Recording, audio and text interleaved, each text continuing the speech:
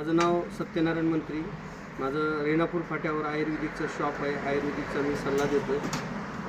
रेणापूर फाटा, लातूर जिल्हा. आपण यांना आयुर्वेदिक औषध दिलं, त्यांना काय त्रास होता त्यांच्याच तोंडून विचारू. तुमचं नाव सांगा.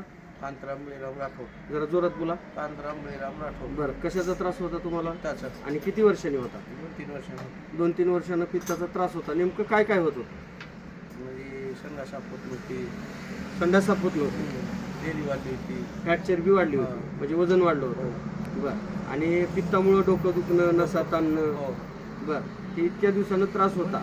भरपूर दवाखाने वगैरे केले का पहिले? फक्त मग ते दवाखान्याचा काही गुण नाही आला, म्हणून तुम्ही मंत्री साहेबांकडून आयुर्वेदिक औषध घेतलो. हो. बरं, पहिला विश्वास बसला होता का माझा? नाही नाही. बरं. आयुर्वेदिक औषध घेतल्यापासून काय फरक पडला? मग फरक पडले, ढेरी कमी झाल्या, पिठाचा त्रास कमी झाले. म्हणजे फॅट चरबी कमी झाली, पित्ताचा त्रास कमी झाला, म्हणजे पोट साफ व्हायला लागलं. हो. आणि जे पित्ताचा त्रास कमी झाला आणि चरबी, फॅट चरबी कमी झाल्यामुळे वजन पण मेंटेन झाले. हो. बरोबर. आणि ह्या पित्ताचा त्रास कसा असतो हे तुम्ही चांगला अनुभव घेतला. हो. बरोबर आहे. लय त्रास. आणि पित्त कुणालाच नसून आणि असलं तर त्याला काय त्रास आहे तुम्ही अनुभव घेतला.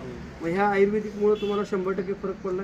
बरं, मंत्री साहेबांवर किती टक्के विश्वास बसला आता? 100% बसला आता. बरोबर. म्हणजे तुम्ही अनुभव घेतला म्हणून सांगताय. हो. बरं, तुम्ही एक असेच तुमच्यासारखे पेशंट भरपूर आहेत. तुम्ही अशा पेशंटना, आजारी लोकांना काय संदेश देऊ शकता? हे आयुर्वेदिक सांगणार घ्यावं आहे. का नाही? हो, घ्यावं का? तर तुम्ही अनुभव ऑलरेडी घेतलेला आहे. हो. तुम्ही मुलाखत दिल्याबद्दल मी आभार मानतो.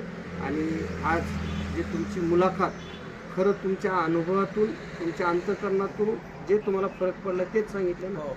धन्यवाद. जय शिवाजी.